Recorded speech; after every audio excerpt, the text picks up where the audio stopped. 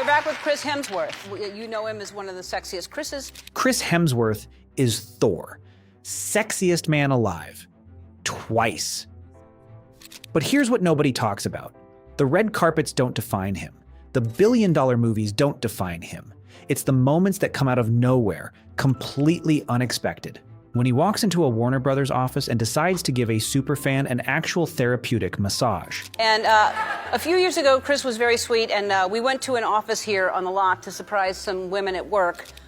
When a live weather reporter is standing in a horse paddock talking about animals she can't find, and Thor just casually walks into frame. When he shows up at a children's hospital with the actual Mjolnir hammer, and 86 kids suddenly believe they're not victims anymore. They're teammates. We're going to go surprise some people for Administrative Professional Day. Did you know that it was today? I do now. Yes, me too. Okay, so we're going to surprise somebody who's a huge fan. When Indonesian fans hear their own language come out of his mouth mid-interview.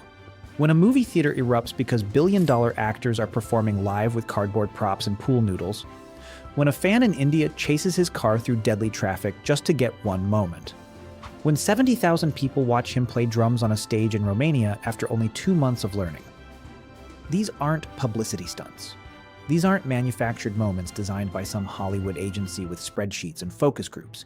These are real encounters, raw, unfiltered. The kind of moments that make complete strangers feel like they actually matter. April 2015. Chris responded in perfect Indonesian. The entire room froze. Not because it was planned, not because he'd studied for weeks, but because something genuine just happened.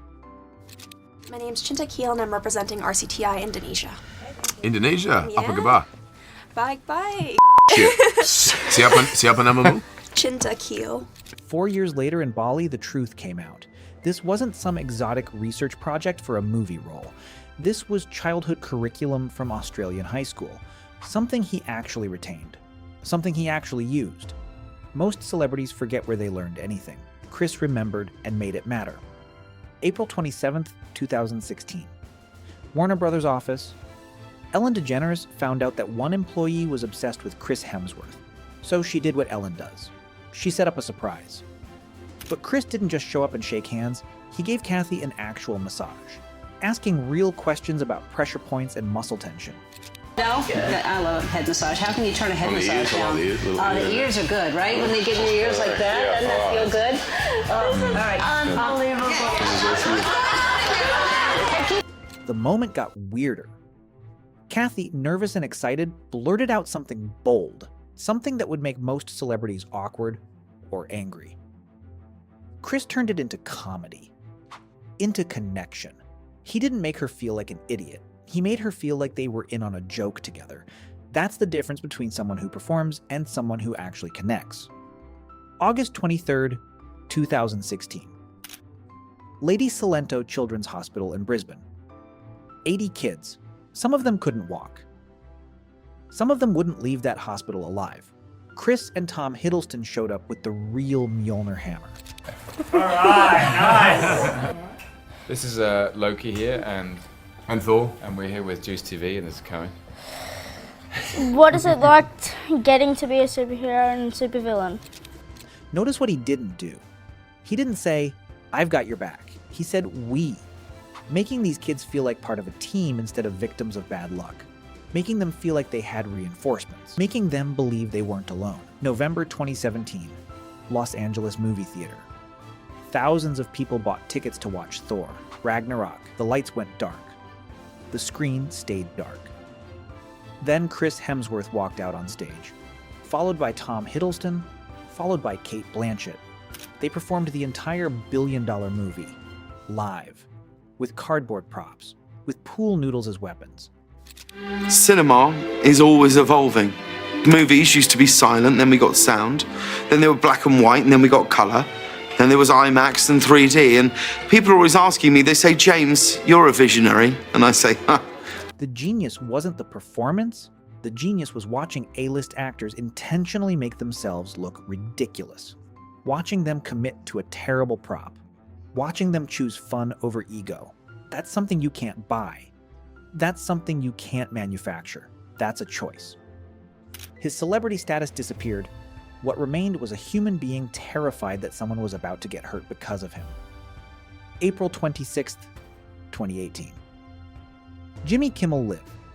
Hollywood Boulevard. Fans lined up expecting to see a preview of Infinity War on a screen. Instead, they got actual Avengers standing behind a wall. Real actors, real movie stars.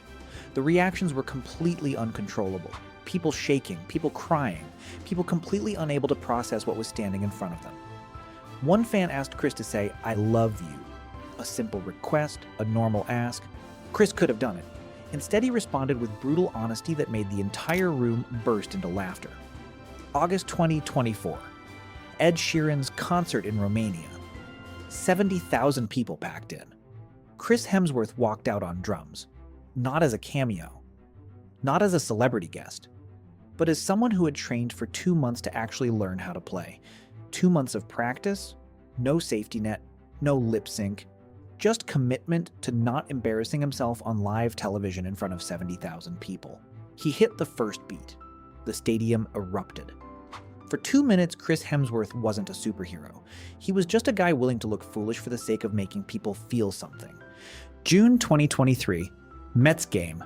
2 fans got upgraded from nosebleed seats to the best view in the stadium. They thought that was the surprise. Then, Chris Hemsworth walked into their box. He didn't make them feel like props.